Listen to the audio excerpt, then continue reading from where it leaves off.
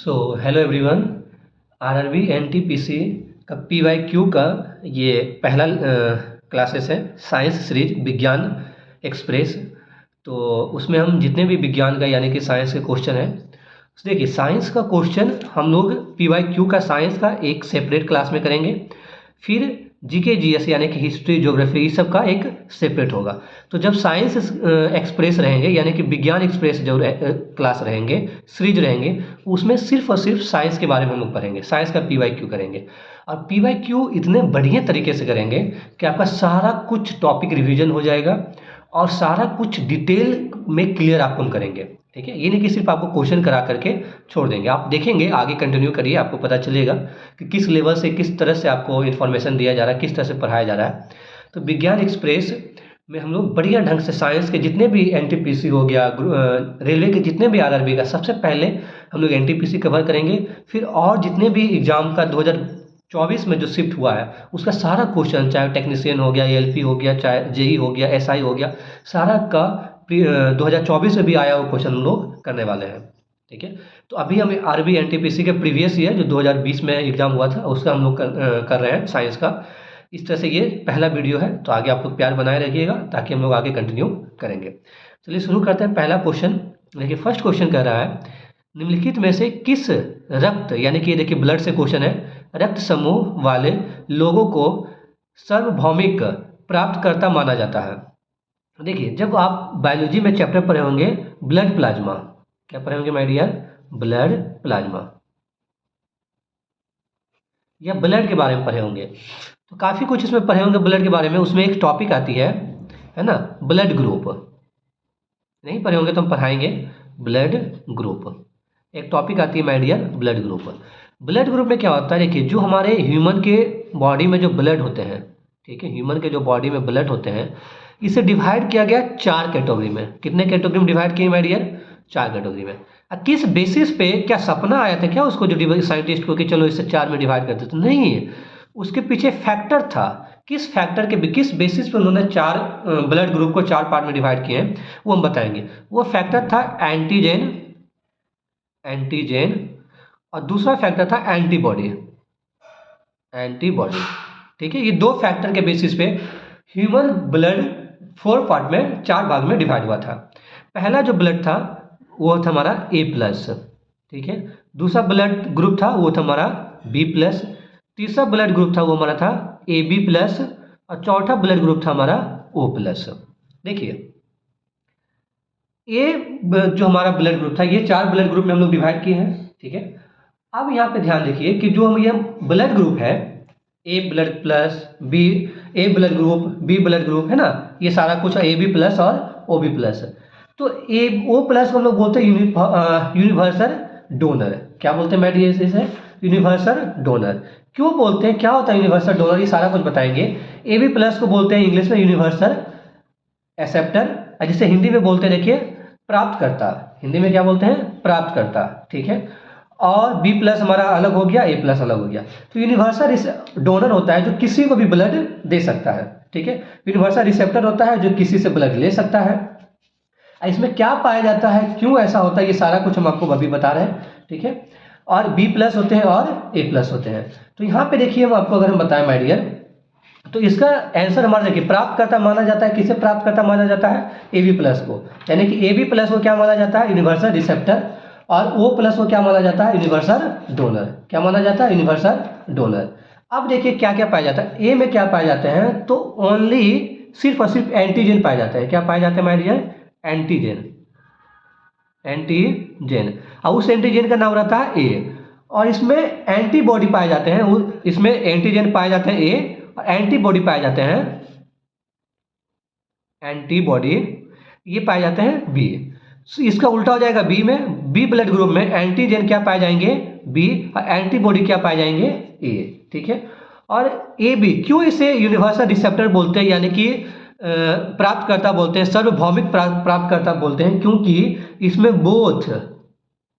Both A and B, both antigen and दोनों antigen इसमें पाए जाते हैं, ए और बी दोनों। और इसमें क्या नहीं पाए जाते हैं, तो एंटीबॉडी इसमें एब्सेंट रहते हैं। क्या रहते हैं माय डियर, अब कोई भी इसमें एंटीबॉडी नहीं पाए जाते हैं ए बी में, इसीलिए A B blood group, A B plus blood group को क्या बोलते हैं, प्राप्त करता है, सार्वभौमिक प्राप्तकर्ता बोलते हैं A B plus blood group को। ओ प्लस को क्यों डोनर बोलते हैं, क्योंकि इसमें क्या पाए जाते हैं, एब्सेंट क्या रहते हैं, एंटीजन एब्सेंट रहते हैं, एंटीजन क्या रहते हैं माय डियर, एब्सेंट, और क्या पाए जाते हैं, तो both A and B, both A and B क्या एंटीबॉडी पाए जाते हैं, एंटीबॉडी पाए जाते हैं, both A and B antibody पाए जाते हैं। तो अगर यहाँ इस क्वेश्चन का आंसर हो गया हमारा ए बी प्लस, क्योंकि ये हमारा क्या हो गया, सार्वभौमिक प्राप्त करता है ए बी प्लस, और यहाँ पे प्राप्त करता की जगह पे अगर जो डोनर रहता है तो हमारा हो जाएगा ओ प्लस, इसका आंसर हो जाता है। ठीक है, अब बी प्लस में आपको अगर आपसे पूछेगा कि कौन ऐसे ब्लड ग्रुप है जो जिसमें सिर्फ एंटीजन ए पाए जाते हैं, तो हमारा क्या हो जाएंगे ए प्लस। कौन ऐसा ब्लड ग्रुप है जिसमें एंटीबॉडी बी पाए जाते हैं, तो भी हमारा ए प्लस हो जाएंगे। फिर क्वेश्चन पूछेगा कौन ऐसा ब्लड ग्रुप में जिसमें एंटीजन बी पाए जाते हैं, बी प्लस हो जाएगा। अब कौन में ए पाए जाते हैं तो एब्सेंट रहते हैं, बी प्लस हो जाएगा। चारों ऑप्शन के बारे में बता दिए। अगला क्वेश्चन नंबर 3 से पहले आने से पहले 2 से क्वेश्चन नंबर 3 के ऊपर हम आते हैं। केमिस्ट्री का क्वेश्चन है, बढ़िया क्वेश्चन है। कह रहा है चूने के पानी का रासायनिक सूत्र क्या है, चूने का पानी, आप लोग जानते होंगे चूने का पानी। ठीक है, देखिए इंग्लिश में इसे बोलते हैं लाइम वाटर। ठीक है, पहला ऑप्शन देखते हैं। पहला ऑप्शन क्या है, CaCl2। Ca किसका सिंबल होता है, कैल्शियम का, तो ये हमारा Cl किसका होता है, क्लोरीन का, तो ये हमारा हो जाएगा क्या, कैल्शियम क्लोराइड, कैल्शियम क्लोराइड। अच्छा, आप लोग कमेंट सेक्शन में बताइएगा क्या ये फार्मूला लिखने के लिए आप लोग को आते हैं कि नहीं आते हैं, कि कैसे CaCl2 बना है। अगर ये फार्मूला लिखने नहीं आते होंगे तो इसके ऊपर हम एक क्लास ले लेंगे, आप उसे कमेंट सेक्शन में बच्चे बताएंगे कि कौन ऐसे बच्चे हैं, कितने बच्चे हैं जो फार्मूला लिखना सीखना चाहते हैं हमसे। तो इसका क्या नाम हो गया, calcium carbonate. Option B CaCO3, calcium CO3 क्या होता है, कार्बोनेट, तो calcium chloride, calcium carbonate. Option C क्या है, CaOH2, CaOH2। OH क्या होता है, हाइड्रोक्साइड ग्रुप होते हैं, कैल्शियम हाइड्रोक्साइड,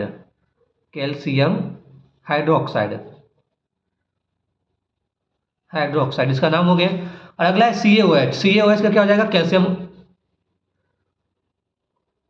ऑक्साइड, नहीं कैल्शियम हाइड्रोक्साइड, यहाँ पे 2 आ जाएंगे क्योंकि यहाँ पे वैलेंसी क्या हो जाएंगे, कैल्शियम का 1 होगा। तो देखिए इसका सही, आप देखिए CaOH2 कैल्शियम हाइड्रोक्साइड को हम लोग बोलते हैं, क्या बोलते हैं, चूने का पानी, लाइम वाटर। ठीक है, कैल्शियम कार्बोनेट को हम लोग नहीं बोलते हैं, कैल्शियम कार्बोनेट हमारा क्या है, सॉल्ट है। कैल्शियम क्लोराइड में हमारा क्या है, सॉल्ट है। और ये हमारा क्या है, कैल्शियम हाइड्रोक्साइड, चूने का पानी। तो इसका सही आंसर हो जाएगा calcium hydroxide, CaOH2। Comment section में एक होमवर्क है, होमवर्क सीरीज आप लिख लीजिए, फार्मूला लिखिएगा जो बच्चों को आता है। पहला फार्मूला प्लास्टर ऑफ पेरिस का, प्लास्टर ऑफ पेरिस। सेकेंड का फार्मूला कैसा लिखिएगा, जिप्सम, जिप्सम। थर्ड का लिखिएगा, टोटल कितने दे, 5 दे, चलिए 5 दे दे, 3 दे देते हैं, प्लास्टर ऑफ पेरिस, जिप्सम और बेकिंग सोडा। ये तीनों का फार्मूला आप कमेंट सेक्शन में लिखिएगा। जो बच्चे का ऐसा सही होगा उसको हम हार्ट दे देंगे।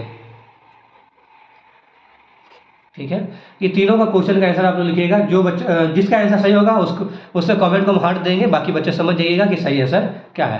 प्लास्टर ऑफ पेरिस का केमिकल फार्मूला लिखना है, जिप्सम का लिखना है और बेकिंग सोडा का लिखना है। ठीक है, नाउ अगला क्वेश्चन की ओर आते हैं। क्वेश्चन नंबर 2, पित्त डैश द्वारा स्रावित होता है, क्या होता है माइडिया, किसके द्वारा होता है, तो पित्ताशय द्वारा होते हैं, अमाशय द्वारा होता है, अग्नाशय, नहीं ये कृति यानी कि लीवर द्वारा होता है। सही आंसर हमारा हो जाएंगे 2। अगला क्वेश्चन है क्वेश्चन नंबर 4। क्वेश्चन नंबर 4 क्या कर रहा है कि नेत्र लेंस की अत्यधिक वक्रता, ठीक है, नेत्र लेंस की अत्यधिक वक्रता डैश का नेतृत्व करता है। देखिए आप लोग फिजिक्स में पढ़े होंगे, बायोलॉजी में भी पढ़े होंगे कि जो हमारा आई जब चैप्टर पढ़े होंगे फिजिक्स में, आई या बायोलॉजी भी, वहाँ पढ़े होंगे हाइपर मायोपिया है ना, प्रेस बायोपिया या ये सारा कुछ। तो देखिए मायोपिया क्या होते हैं, इसको ठीक किया जाता है कनकेव लेंस के द्वारा। हाइपर मायोपिया यूज किया जाता है कन्वेक्स, इसमें यूज किया जाता है कन्वेक्स लेंस। ठीक है। इसमें यूज किया जाता है कनकेव लेंस। तो कह रहा है नेत्र लेंस की अत्यधिक वक्रता, यानी कि किसमें अत्यधिक वक्रता होता है दूर की दृष्टि, तो वो हमारा हो जाएगा मायोपिया। सही आंसर हमारा क्या हो जाएगा, मायोपिया। ठीक है, तो इसका आंसर हमारा हो जाएंगे 4 is the right answer. Okay, now अगला क्वेश्चन की ओर बढ़ते हैं। ये देखिए आरआरबी एनटीपीसी सीबीटी 1 शिफ्ट 29/12/2020 में शिफ्ट 1 में पूछे गए थे 4 क्वेश्चन। नाउ अब हम लोग 29/12/2020 का शिफ्ट 2 के क्वेश्चन हम लोग करने वाले हैं। ठीक है, क्वेश्चन 1 में पहला शिफ्ट में 4 ही क्वेश्चन पूछे गए थे। अब शिफ्ट 2 के बारे में देखते हैं, साइंस का। ठीक है, देखिए नींबू के रस का पीएच मान लगभग होता है। ठीक है, देखिए पीएच क्या होता है, सबसे पहले पीएच की वैल्यू बताते हैं। देखिए पीएच हमारा एक इंडिकेटर है। क्या माय डियर, इंडिकेटर है। ये डिटेक्ट, इसका हम यूज करते हैं to detect whether a substance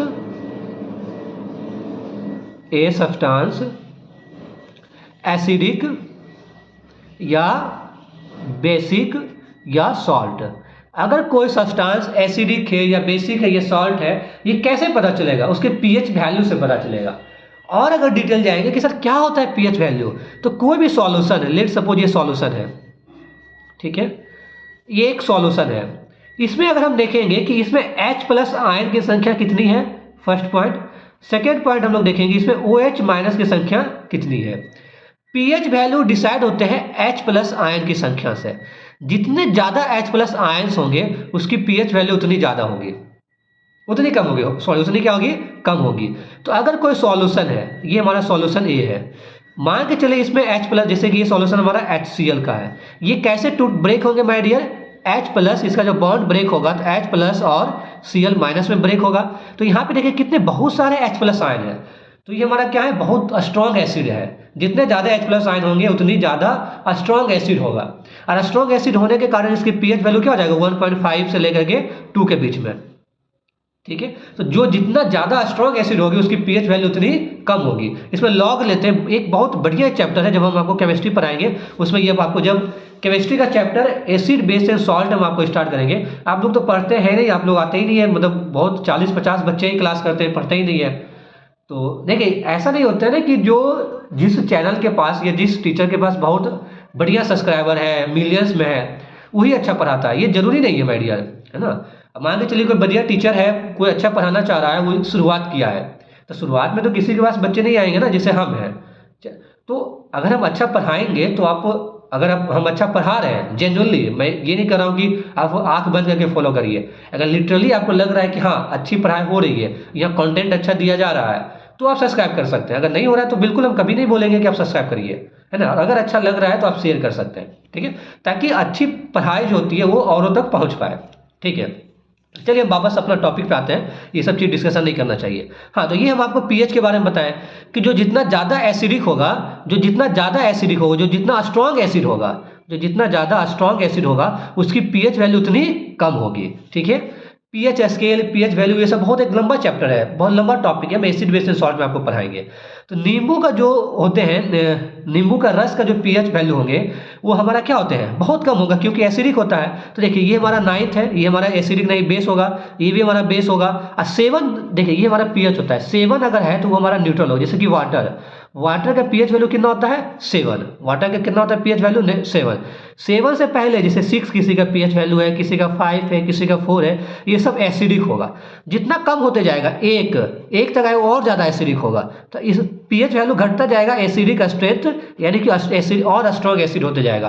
और जितना 7 के बाद 8 पीएच वैल्यू होगा, 9 होगा, 10 होगा, 11 होगा, 14 तक जाएगा। तो जितना ज़्यादा पीएच वैल्यू होगा वो उतना स्ट्रॉन्ग बेस होगा, उतना स्ट्रॉन्ग क्या होगा, बेस। जैसे NaOH कितना स्ट्रॉन्ग बेस है।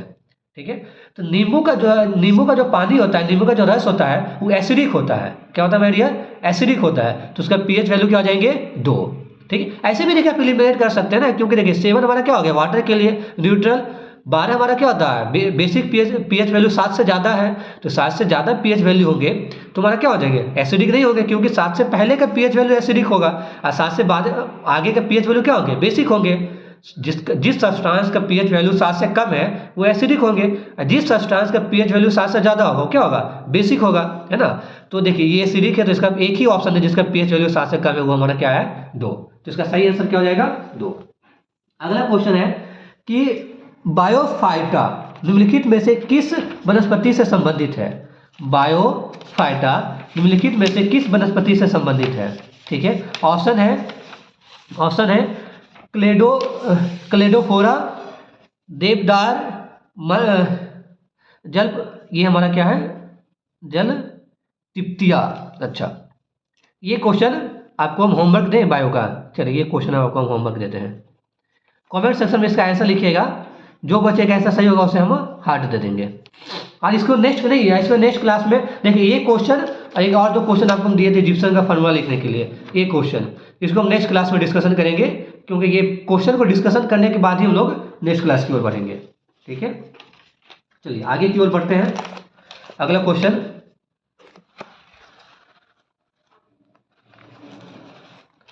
वाह, अगला क्वेश्चन हमारा है, देखिए वो हमका फिजिक्स से है। ठीक है, अगला क्वेश्चन किससे है, फिजिक्स। एक मिनट माय डियर। हाँ, क्वेश्चन कह रहा है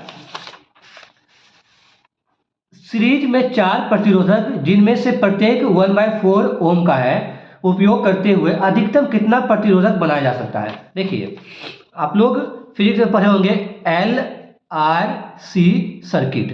क्या पढ़े होंगे माय डियर, LRC सर्किट क्या होता है बताते हैं। LRC सर्किट यानी कि जब चैप्टर पढ़े होंगे इलेक्ट्रिक करंट, नहीं पढ़े होंगे, हम पढ़ाएंगे चैप्टर, इस सारा एक एक चैप्टर आपको हम पढ़ाने वाले इस चैनल पे, है ना, फ्री ऑफ कॉस्ट, तो इसलिए आप लोग बढ़िया से पढ़िए।